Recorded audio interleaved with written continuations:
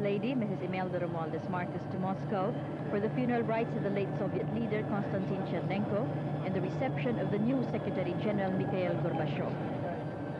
Mrs. Marcos departed from Manila, accompanied by Acting Foreign Minister Pacifico Castro and Ambassador to Washington Benjamin Romualdez, on board the regular Philippine Airlines Flight 656 to Dahran. President Marcos and other high-ranking officials of the government and the military were on hand at the Manila International Airport to bid farewell to Mrs. Marcos and her party.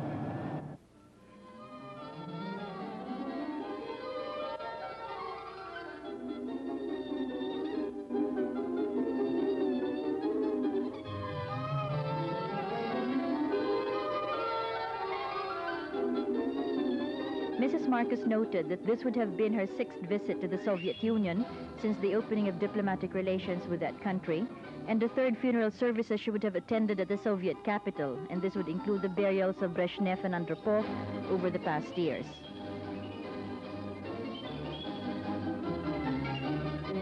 Her other visits to the Soviet Union have concretized the diplomatic relations between the two countries and have realized various agreements which have brought closer cooperation and understanding in various endeavors between the two peoples and government.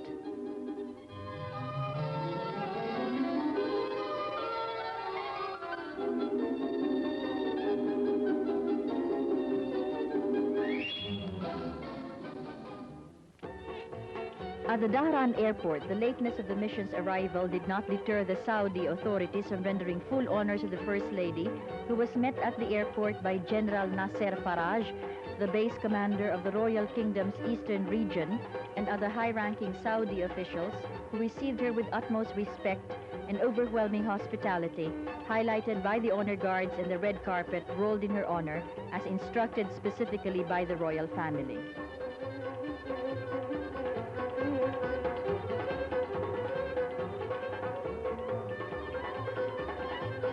Philippine embassy officials, led by Ambassador Mauyag Tamano, were also at the airport in Dahran for the welcome and the reception to the First Lady. Ambassador Tamano informed us that specific instructions were given by the Royal Highness to extend the most gracious and warm welcome to Mrs. Marcos and her party. A sumptuous buffet was prepared at the royal suite of the VIP building at the Dahran airport, prepared no less by Filipino chefs, all working at the Saudi capital. The Saudi preparations at the airport was truly appreciated, considering the 2-hour delay at Dahran due to inclement weather in Moscow. This event, brief though it may seem, served to manifest the close and warm ties of friendship that happily exists not only at the official governmental levels between the Philippines and Saudi Arabia, but more particularly between the Saudi royal family and the First Family of the Philippines.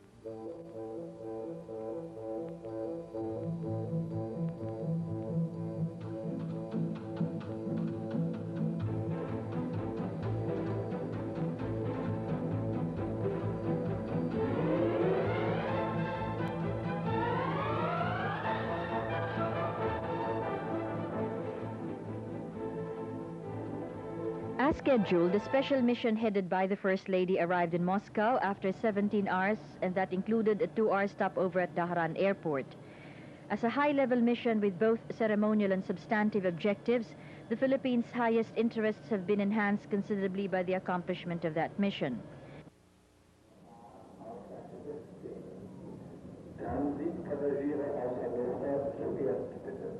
Moscow Mayor Vladimir Promislov led the Soviet Foreign Ministry and other officials upon the arrival of Mrs. Marcos and her delegation at 8 o'clock in the morning on the 13th of March.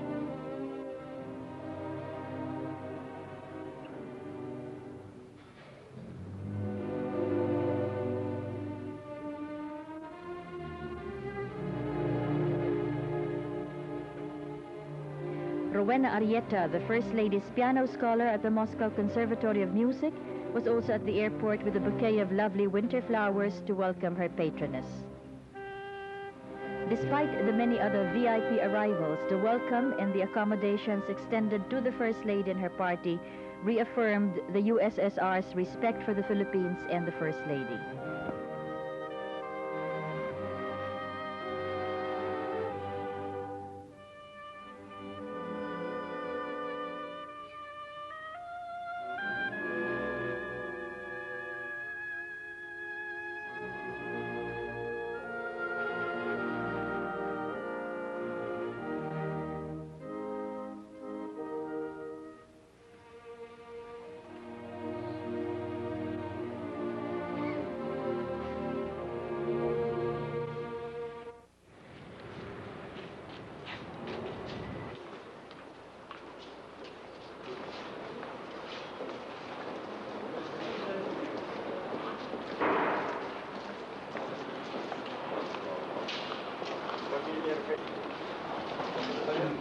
Mrs. Marcos, after a brief rest at the prestigious Moscow hotel, where she was billeted together with other heads of state and delegations, proceeded immediately to the Hall of Columns of the Trade Unions of Soviet Russia, where the body of the late Soviet leader Konstantin Chernenko lay in state until noontime's funeral rites for viewing by thousands of Soviet people and other delegations from all over the world.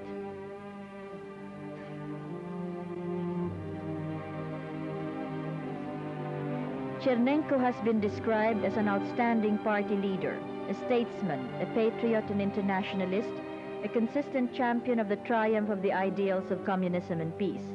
Chernenko devoted all his life to the cause of the Leninist Party and to the interests of the Soviet people. A large wreath of Filipino white Cattleya orchids was brought by Mrs. Marcos for the wreath-laying ceremonies at the Hall of Columns. It was the only white-flowered wreath amidst the red wreaths that carried the colors of the Philippines and which was brought to the hall, and this small detail focused attention on the concern and the care of the First Lady personally. This was later noted with enthused appreciation by the Soviet officials.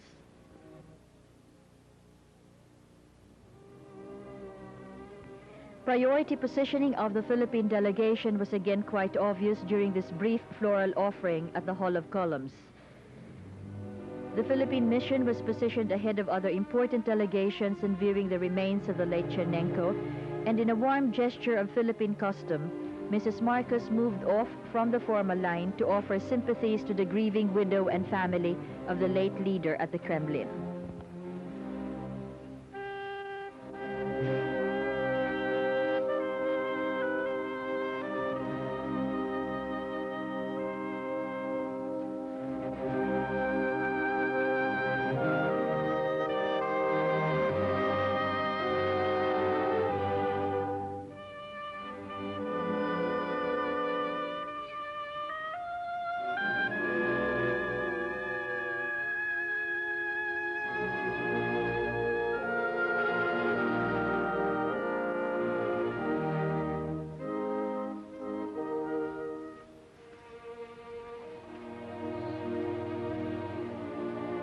The funeral rites and the procession for the late Soviet leader moved slowly from the Column Hall to the Red Square. Millions of Russians lined as early as 10 in the morning to view the passage of the body, and the uniformed, pristine and disciplined platoon of soldiers that marched alongside the exposed body.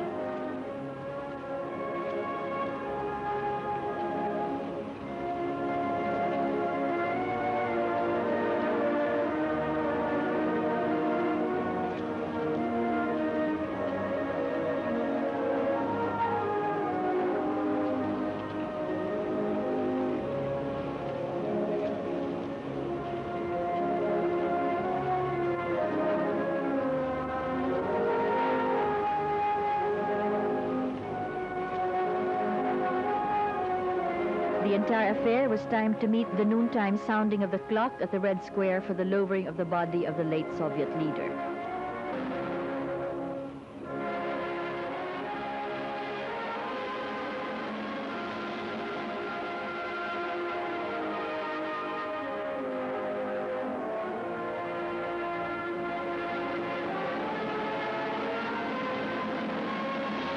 Black trimmed flags hang from the lampposts. Portraits of the dead leader replace the regular displays at the store windows, and the police had already cordoned off the central part of Moscow, including the Hall of Columns where Chernenko's body lay in state until the funeral. All enterprises and organizations throughout the territory of the Soviet Union, with the exception of enterprises with a continuous production style and cycle, stopped work for 5 minutes throughout the territory of the Soviet Union at the precise noon hour when the body was lowered.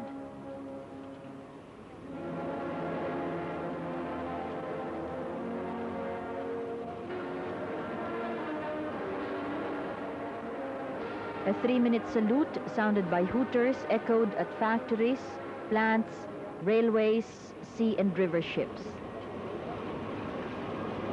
At the moment that the body is lowered to the grave, artillery salvos are fired all over the Moscow capitals, in Moscow itself, and in the other hero cities of the Union republics throughout the Soviet Union. In his acceptance speech earlier, Gorbachev praised Chernenko's service to the party and vowed to work towards arms accord with the West. Mrs. Marcos was again given a frontline position alongside with other heads of state and heads of government, including immediately to her left and to her right, the Federal Chancellor Helmut Kohl, U.S. Vice President George Bush, and during the 2-hour Red Square ceremony and the military parade. During the reception of the newly installed Soviet leader at St. George's Kremlin Palace,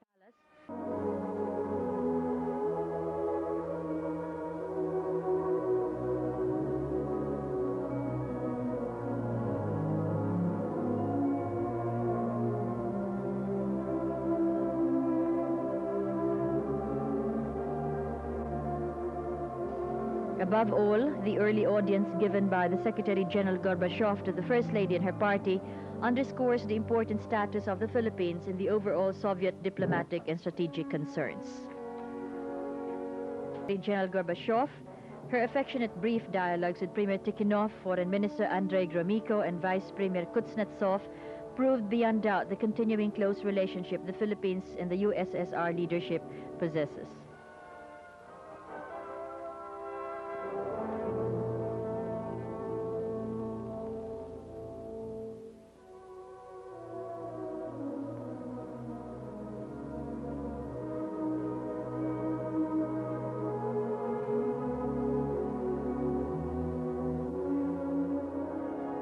At the reception at the Kremlin, the Philippines was given first-hand opportunity to assess its actual status on the basis of the following random and spontaneous meetings of the First Lady with other heads of governments, delegations, and important world leaders.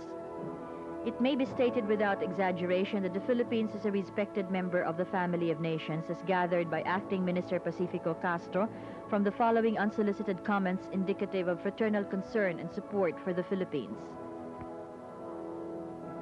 Palace, protocol insisted that the First Lady and her party take precedence immediately after British Prime Minister Margaret Thatcher. After separately inquiring about the President's state of health, expressed her best wishes for him and the Filipino nation. President Zia-ul-Haq and the Pakistani delegation made an effort to reach the First Lady at the Red Square to convey their best wishes for President Marcos and the Filipino people. Canadian Premier Brian Mulroney similarly made a determined effort to greet and have photographs taken with the First Lady. In wishing President Marcos and the Philippines best wishes, Prime Minister Mulroney informed the First Lady that Filipinos voted for him in Canada and that 11 Pinoys actually work in his staff. President Francois Mitterrand, after recalling the partnership with President Marcos in Cancun, expressed best wishes for both the President and the country. Moroccan Premier Lamrani expressed best wishes to President Marcos and the Philippines and underscored the close and important Philippine-Moroccan ties and promised to visit the Philippines soon. Austrian President Kirchlager likewise conveyed best wishes to President Marcos and to the Filipino people, stressing the importance of ties with the Philippines and his country. British Premier Margaret Thatcher enthusiastically greeted the First Lady and repeatedly inquired about Member of Parliament Amy Manotoc and also conveyed her good wishes to the President. Federal German Republic Chancellor Helmut Kohl, after being assured of the President's health, the Philippines' political stability and economic recovery, sincerely wished the Philippines well.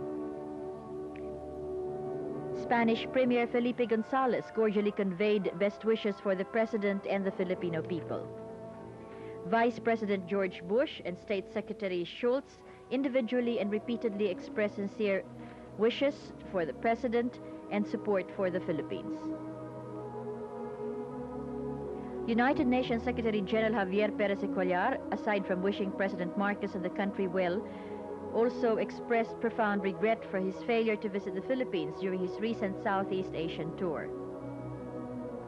The Palestinian Liberation Organization chief Yasser Arafat also sought the First Lady at Red Square for enthusiastic greetings and best wishes for President Marcos and the Filipino people.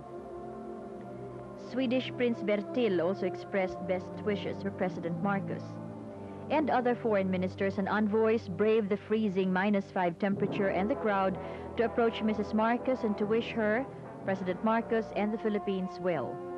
In conclusion, the warm reception accorded the First Lady and her delegation, and the singular attention to precedence in the ceremonies, and most important in the granting of audience with the new Soviet leader, have projected before the international community the importance the Soviet Union attaches to its relations with the Philippines. The sending of the delegation has more than ever reaffirmed and enhanced the ties of friendship between these two countries. One of the first world leaders it was scheduled for private call on the new Soviet leader Mikhail Gorbachev was our First Lady Imelda Romualdez Marcos. On March 14th, the day after the funeral of Chernenko, Mrs. Marcos, accompanied by Acting Foreign Minister Pacifico Castro, Ambassador to Washington Benjamin Romualdez, and Chargé d'Affaires to Moscow Fernandez, met with Secretary General Gorbachev and the Kremlin leaders for 45 minutes. Mrs. Marcos expressed gratitude for the warm reception extended to her and members of her party from the moment of her arrival in Moscow. She reiterated the sympathies extended by President Marcos and the Filipino people over the death of Soviet leader Chernenko, while at the same time reaffirming our close relations with the Soviet Union through its new leader Mikhail Gorbachev. Mrs. Marcos' invitation to Gorbachev to visit the Philippines was warmly accepted, and arrangements for this historic event may well be underway to set the scheduled visit at the soonest convenience for the two leaders. Their talks revolved around a wide range of topics involving security, trade, and economic issues. Gorbachev expressed satisfaction that the relations between the Philippines and the USSR has progressed along policies of mutual cooperation, and since there are agreements along cultural and economic lines, the task of expanding and strengthening such economic and cultural ties should therefore be an easy task. He expressed the need to strengthen confidence between our two countries, which, as he expressly emphasized, should not be difficult given the present international situation. Both Gorbachev and Gromyko expressed appreciation for the First Lady's briefing on the internal, regional, and international situation surrounding the strategic location of the Philippines. Both Gorbachev and the First Lady exchanged a common view of their commitments, as envisioned likewise by President Marcos. Gorbachev's own relentless pursuit of a social policy in the name of man for the benefit of man, and President Marcos and the First Lady's commitment to the international human order, the International Code of Ethics, and the development of the nation centered on man. This is also reflected in the First Lady's vision of a city of man for Metro Manila and her programs for man with the Ministry of Human Settlements. Acting Foreign Minister Pacifico Castro summarized their talks with the Soviet leader as conducted in a most friendly atmosphere, characterized by frank and friendly exchanges of views between two nations holding identical views on the need to promote peace in the world. The new Soviet leader, as Minister Castro said, showed sympathetic understanding and expressed confidence that under the leadership of President Marcos, all our difficulties could be overcome. The mission of the First Lady, Imelda Romualdez Marcos, to Moscow once again underlined the historic importance of our diplomatic initiatives as outlined by President Marcos, and the unique opportunity of dialogue and friendship with the new and dynamic leadership of the USSR as executed by the President's personal representative, Imelda Romualdez Marcos.